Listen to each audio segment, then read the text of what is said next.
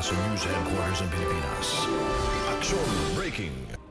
Sa Hollywood naman po, pumanaw na ang isa sa mga bida ng Glee na si Cory Monteith. Natagpuan ang labi ng 31-year-old Glee star sa isang hotel room sa Vancouver.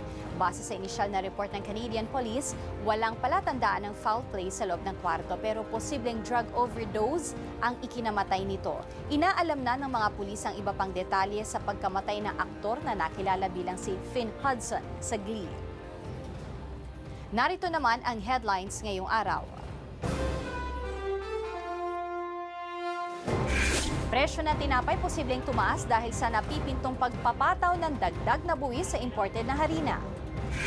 Basic laboratory tests sa Philippine General Hospital, isang beses na lang daw libre base sa bagong memo na inilabas ng ospital. Higit 200 truck na iligal umanong dumadaan sa Rojas Boulevard, personal na hinuli ni Manila Vice Mayor Isko Moreno. At mga cute na character ng isang cartoon movie, patok sa mga bata at matatanda.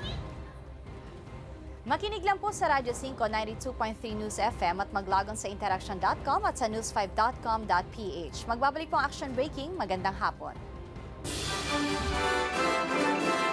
Higit sa balita, aksyon! Be sure to come back. News 5 everywhere. Copyright 2013.